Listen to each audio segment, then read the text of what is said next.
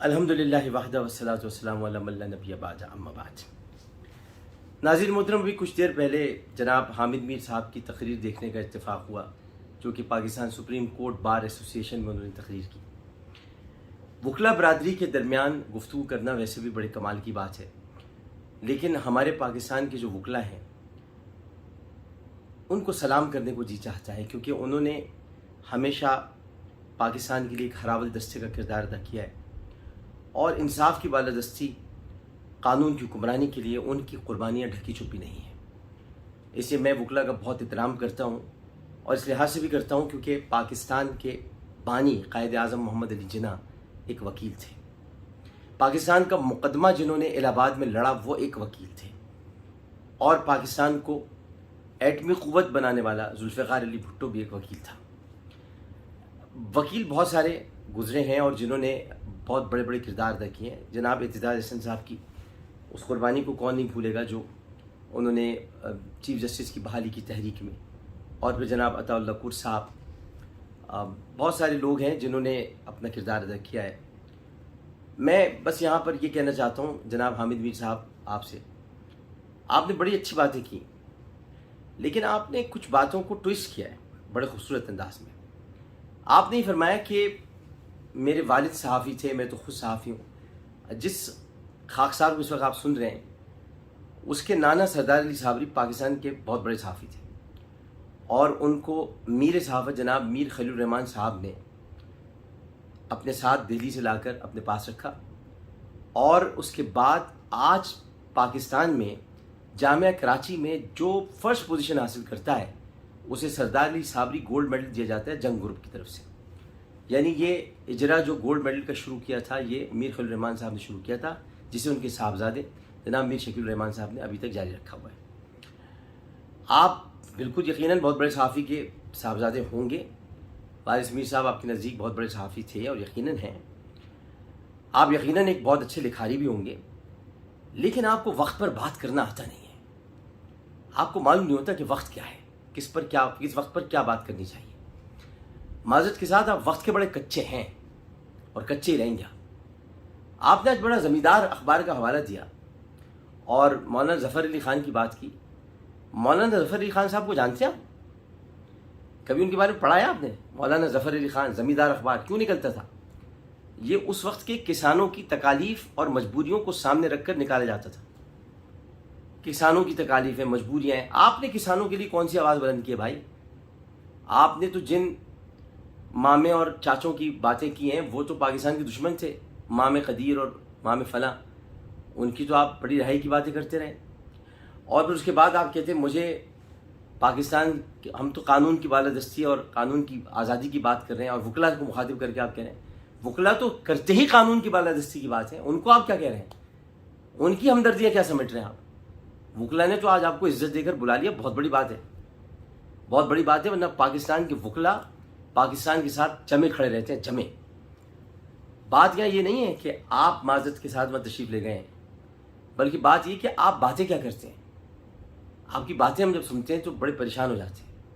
آپ باتیں کرنا کیا چاہتے ہیں، باتیں کہنا کیا چاہتے ہیں؟ اگر قانون کی بالادستی اور آئین کی بالادستی یہ ہے کہ مولانا ظفر علی خان نے زمیندار اخبار نکالا، بند ہوا کھل گیا، بند ہوا کھل گیا، میں بھی اسی راستے پر چل رہا ہوں۔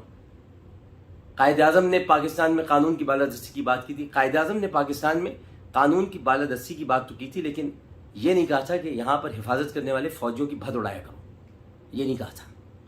قائد اعظم یہ بھی نہیں کہا تھا کہ بھارت کو خوش کرنے کے لیے اپنے اسٹیٹمنٹس کے ذریعے بھارت میں جگہ بناؤ۔ قائد اعظم تو بھارت کو لات مار کے آئے تھے، قائد اعظم تو کانگریس میں تھے، چاہتے تو مسلم لیگ میں کبھی نہیں آتے، لیکن جب سر آغا خان سوئم نے مسلم لیگ بنائی، آل انڈیا مسلم لیگ 1906 میں، اس کے بہت عرصے کے بعد قائد اعظم اس میں تشریف لے کر آئے، تو کانگریس میں تھے۔ وہ تو موہن داس کرم چند گاندھی کو مانتے نہیں تھے، جن کو آپ مہاتما کہتے ہیں، مہاتما، اس کے آخری معنی ماں پتہ نہیں، لیکن یہ مہاتما، یہ تو مہاتما ہوں گے آپ کے لیے، ہمارے لیے تو موہن داس کرم چند گاندھی۔ تو موہن داس کرم چند گاندھی کوئی اتنا بڑا آدمی نہیں تھا کہ جس کے لیے یہ باتیں کی جائیں۔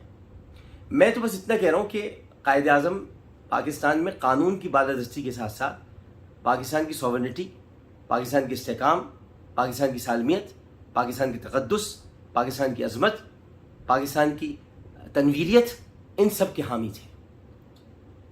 آپ نے قائد اعظم کے کون سے اصول کو فالو کیا ہے؟ یونٹی کو، فیتھ کو، ڈسپلن کو۔ ڈسپلن آپ میں ہے نہیں، فیتھ آپ کو پتہ نہیں کس چیز پر ہے، یونٹی تو آپ جہاں پر ہوتے ہیں وہاں یونٹی متاثر ہو جاتی ہے۔ میں دیکھیے آپ کو بار بار اس لیے کہتا ہوں کیونکہ میرا آپ سے ایک تعلق رہا ہے اور ابھی بھی تعلق میں رکھنا چاہتا ہوں، لیکن آپ کوئی نہ کوئی ایسی بات کرتے ہیں جس سے ہمارا دل مغموم ہوتا ہے، کیونکہ آپ کی باتوں سے بھارت کو بہت فائدہ پہنچتا ہے، آپ کی باتوں سے انڈیا کو بہت فائدہ پہنچتا ہے۔ تو انڈیا کو فائدہ پہنچانے والے پسند نہیں ہیں، دل اچھا نہیں لگتا ان کے لیے۔ آپ ہی تو کہتے تھے، یاد ہے نا آپ کو، آپ ہی تو کہتے تھے بھائی عامر تم کیوں الطاف حسین کے ساتھ ہو؟ الطاف حسین تو انڈیا میں کہہ کر آیا کہ پاکستان از اے بلنڈر، پھر تم کیوں الطاف حسین کے ساتھ ہو؟ آپ درست کہتے تھے۔ اب آپ کیوں الطاف حسین کے حامیوں کے ساتھ چلے گئے ہیں؟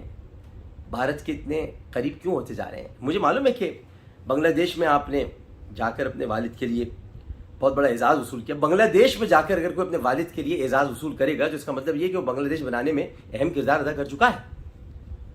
تو اس میں اگر آپ ان کو ہم بڑا آدمی مانیں جو پاکستان توڑنے میں اہم کردار ادا کر چکے ہیں تو یہ تو کوئی اچھی بات نہیں ہوگی۔ میں آپ کو یہ بھی یاد دلانا چاہتا ہوں کہ آپ کی وجہ سے ہمیں بھی بہت نقصان پہنچا۔ ہم اچھا خاصا انعام گھر کرتے تھے جیو ٹیلی ویژن پر، اچھا خاصا۔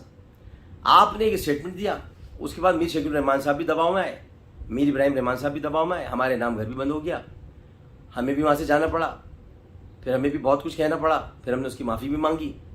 آپ کی وجہ سے سب ہوا۔ آپ نہ یہ سب باتیں کرتے کہ مجھ پر حملہ ISI کی چیف نے کرایا ہے، ظہیر الاسلام صاحب نے، نہ آپ اس کو پروف کر سکے، آج تک نہیں کر سکے۔ میں نے اس دن بھی کہا تھا کہ میں کچھ باتیں سینے میں رکھنا چاہتا ہوں راز کی شکل میں، جو کہ اسپتال میں ہوئیں، جو کہ عامر میر صاحب کی زبان سے ہوئیں، جو کہ آپ نے بھی کہیں، جو کہ خواجہ آصف نے بھی کہیں، جو کہ نواز شریف صاحب نے بھی کہیں۔ لیکن اب کیا کرنا چاہتے ہیں؟ یہ روزانہ کی گفتگو، یہ روزانہ کا بحث مباحثہ، کیا چکر کیا ہے؟ کیا کرنا چاہتے ہیں؟ کیا ہم بھی بتانا شروع کریں؟ اب ہماری زبانیں بھی کب تک خاموش رہیں گی؟ چھوڑ دیجئے، آپ پر پابندی لگی کچھ دنوں کے لیے، دوبارہ آپ آ جائیں گے کسی چینل پر، کوئی مسئلہ تھوڑی ہے۔ لیکن یہ تو نہیں کریں نا کہ آپ سپریم کورٹ بار ایسوسیشن میں جا کر وکلا برادری کے سامنے، وکیل جن کی سب عزت کرتے ہیں، جن سے سب پیار کرتے ہیں، پاکستان کا ایک بہت بڑا طبقہ ہے، ان کے بغیر پاکستان مکمل نہیں ہے۔ وکلا کے بغیر کیسے مکمل ہے؟ وکیلوں کا تو پاکستان ہے۔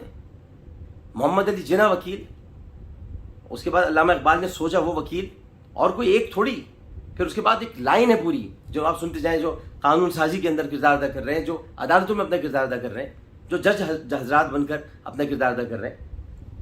کس کس کو ہم یہاں پر جھٹلائیں گے اور کس کس کو ہم یہاں پر یہ کہیں گے کہ وہ درست نہیں ہے؟ تو تھوڑا سا آپ بھی خیال کریں بات کرتے ہوئے، آپ کو احساس نہیں ہے کہ آپ کیا کہہ جاتے ہیں، کیا باتیں کر جاتے ہیں آپ۔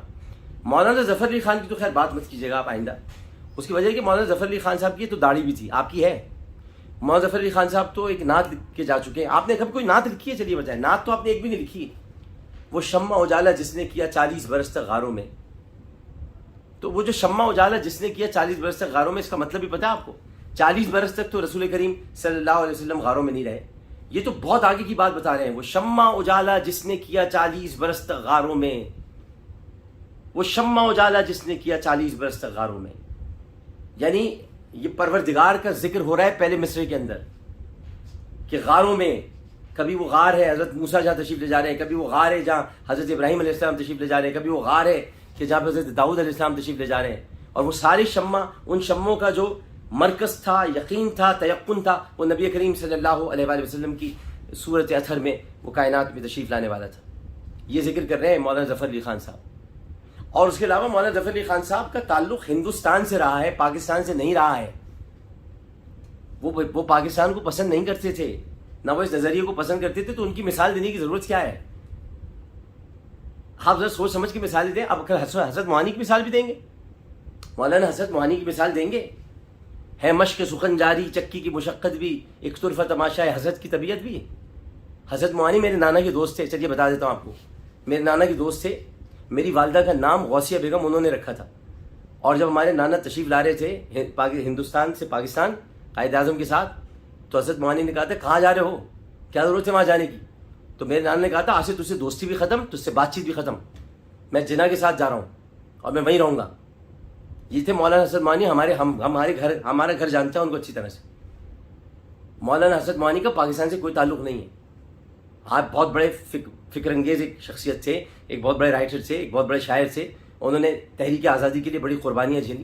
لیکن جہاں پاکستان کی بات ہوگی وہاں پاکستان کی بات ہوگی. بھائی بہت تحریک آزادی کے ہیرو ہیں, بہت ہے بھائی, بہت ہے. لیکن پاکستان کی ہیروز کی بات ہوگی. تحریک آزادی کی ہیروز بہت ہیں. مولانا محمد علی جوہر بھی ہیں جو ایک ایسی سرزمین پر مرنا نہیں چاہتے تھے جس پر قبضہ ہوا ہے, اسے وہ بیت المقدس میں دفن ہے. لیکن کیا محمد علی جوہر کو ہم تحریک آزادی کا ہیرو قرار دیتے ہیں؟ وہ تو تحریک خلافت کے تھے. تو آپ گڑمٹ مت کریں عقائد کو.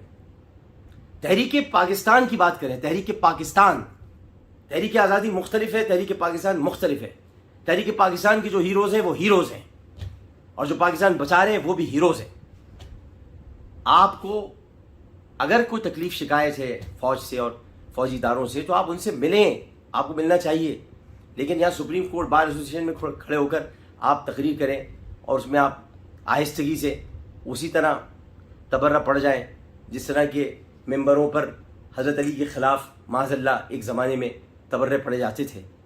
تو آپ بھی اگر اس طرح سے تبرے پڑھنے لگیں تو پھر کیا بچے گا؟ میں آپ کو سمجھانا چاہتا ہوں, بتلانا چاہتا ہوں کہ پاکستان قائم رہنے کے لیے بنا ہے, پاکستان قائم رہے گا. آپ بھی پاکستانی ہیں. میں تو کسی کو غدار نہیں کہتا, نہ میرے پاس یہ اتنی فرصت ہے کہ میں غداریوں کو سرٹیفکیٹ بانٹتا پھروں. میرے آپ کولیگ رہے ہیں, میں آپ کا ساتھی رہا ہوں, بلکہ میں نے آپ سے سیکھا ہے. میں آپ کی بہت عزت کرتا ہوں. لہٰذا میں آپ سے ایک مرتبہ پھر یہ اپیل کروں گا, گزارش کروں گا کہ آپ کچھ دن اپنی للو سنبھال کر بیٹھیں. یہ زبان جو ہے اس کو چپ کر کے رکھیں. مرکری ریٹروگریڈ ہے. میں بھی بہت کم بول رہا ہوں آج کل, ابھی یہ مختصر سی بات کر رہا ہوں اور میں چلا جاؤں گا. مرکری ریٹروگریڈ ہے. ریٹروگریشن کے اندر الٹی باتیں ہوتی ہیں. عطارد جس وقت الٹا چل رہا ہے, سیٹرن بھی الٹا چل رہا ہے, مریخ بھی الٹا چل رہا ہے. مرکری یعنی عطارد, مریخ یعنی مارس, اور اپنا سیٹرن یعنی زحل, یہ سب الٹے چل رہے ہیں. تو جب یہ سیدھے ہو جائیں تب بھی سیدھی بات کیجیے گا پلیز, برائے مہربانی. سپریم کورٹ بار ایسوسیشن میں جا کر آپ وکلا کے دل جیت کر نہیں آئے. وکلا پاکستان کے ساتھ کھڑے ہوئے ہیں, وکلا پاک فوج کے ساتھ کھڑے ہوئے ہیں, وکلا فوجی اداروں کے ساتھ کھڑے, ISI کے ساتھ کھڑے ہوئے ہیں, ملٹری انٹیلیجنس کے ساتھ کھڑے ہوئے ہیں, ہر اس ادارے کے ساتھ کھڑے ہیں جو پاکستان کے تحفظ کے لیے اپنا کردار ادا کر رہا ہے. تو اپنا ذرا تھوڑا سا آپ ہی اپنی اداؤں پہ ذرا غور کریں. ہم اگر عرض کریں گے تو شکایت ہوگی. شکریہ حامد مرزا.